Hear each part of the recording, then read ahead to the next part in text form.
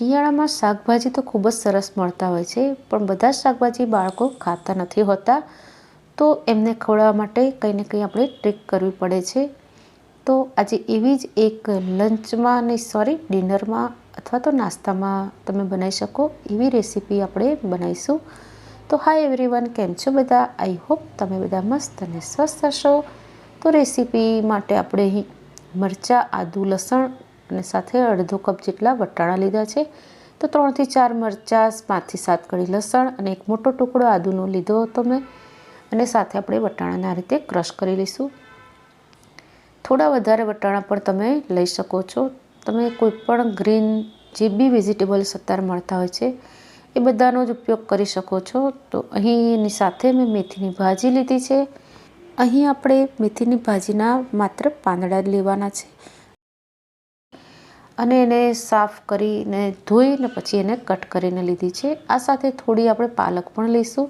તો પાલક એડ કરવાથી જે મૂઠિયા છે એ સોફ્ટ બને છે। મસાલા કરીશું તો અડધી ચમચી જેટલો અજમો, સ્વાદ પ્રમાણે મીઠું, અડધી ચમચી હળદર, 1 મોટી ચમચી મેથીનો મસાલો એડ કર્યો છે, સાથે 2 ચમચી જેટલું ધાણા જીરું એડ કર્યું છે। ગળપણ માટે થોડી ખાંડ લીધી છે, 1 થી 1.5 ચમચી જેટલી, અને અહીં તલ લઈશું। તલ તમને ગમે એટલા તમે એડ કરી શકો। અહીં મેં 4 ચમચી તલ એડ કર્યા છે, અને મોવણ માટે 2 થી 3 ચમચી જેટલું આપણે તેલ લઈશું। અને હવે આપણે લોટ લઈશું। તો અહીં ઘઉંનો જાડો લોટ આવે છે એ મેં લીધો છે 1 કપ જેટલો। તો આ અડધો કપનું મારું માપ છે। તો અને 1/4 કપ જેટલો ચણાનો લોટ અને અડધા કપથી થોડો ઓછો એવો પીળી મકાઈનો લોટ લીધો છે મેં। આ સાથે મેં 2 ચમચી જેટલું અહીં ગોળનો પાવડર છે એને પણ અંદર એડ કર્યો છે। તો આ બધી જ વસ્તુને આપણે સારી રીતે મિક્સ કરી લઈશું। તો તમે અહીં ખાંડ અથવા ગોળ બેમાંથી કોઈ એકનો યુઝ કરી શકો, અથવા તો તમે જો ગોળ પણ ના ખાતા હોય તો તમે નહીં પણ નાખો તો પણ વાંધો નહીં। તો હવે આપણે એને ખાટા દહીંથી આપણે લોટને બાંધી લઈશું।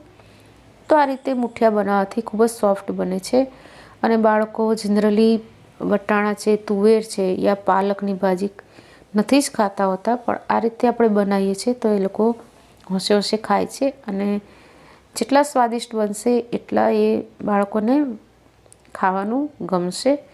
તો અહીં લોટ આપણો સરસ રીતે બંધાઈ ગયો છે। અહીં લોટ છે થોડો ઢીલો બાંધીશું, જેથી મૂઠિયા છે સારી રીતે ફૂલે।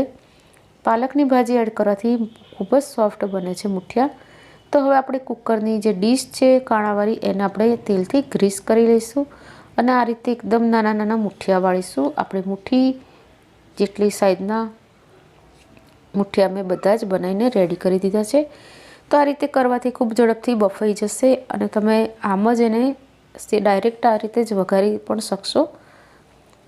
તો અહીં લગભગ 12 થી 15 મિનિટમાં મૂઠિયા બની ગયા છે। તો એને સિઝાવવા માટે મેં મૂક્યા છે। ગેસ બંધ કરી 5 થી 7 મિનિટ માટે મૂકી રાખ્યા હતા। તો અહીં તમે મૂઠિયાને જોઈ શકો છો, અંદરથી એકદમ સોફ્ટ બન્યા છે।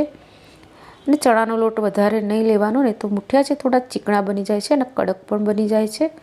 તો અહીં થોડો સ્વાદ માટે ચણાનો લોટ મેં યુઝ કર્યો છે। તો બધા જ મૂઠિયાને મેં નાના નાના ટુકડામાં કટ કરી લીધા છે। તમે ચાહો તો એને એકદમ ભૂક્કો કરીને પણ વઘારશો તો પણ ખૂબ જ ટેસ્ટી લાગે છે। તો અહીં 3 ચમચી જેટલું તેલ લઈશું એના વઘાર માટે, અને સાથે આપણે અડધી ચમચી રાઈ એડ કરીશું। રાઈ તતડે એટલે અડધી ચમચી હિંગ એડ કરીશું, અને હવે આપણે એમાં 2 થી 3 ચમચી તલ એડ કરીશું। તો તલ હું હંમેશા થોડા વધારે જ એડ કરતી હોઉં છું, તો તમે તમારી ઈચ્છા પ્રમાણે તમે એડ કરી શકો છો। તો બસ આપણો વઘાર રેડી છે। અંદર મૂઠિયાને એડ કરી દીધા છે, અને એને સારી રીતે મિક્સ કરી લઈશું, એટલે આપણા મૂઠિયા બનીને રેડી થઈ જશે। ખૂબ ઝડપથી બની જાય છે। કોઈ વધારાના ઘરમાં જ રહેલી વસ્તુઓ, મતલબ ઘરમાં જ રહેલા મસાલાથી આ બની જતા હોય છે મૂઠિયા। તો તમને આ રેસીપી કેવી લાગી પ્લીઝ કમેન્ટ કરીને જણાવજો।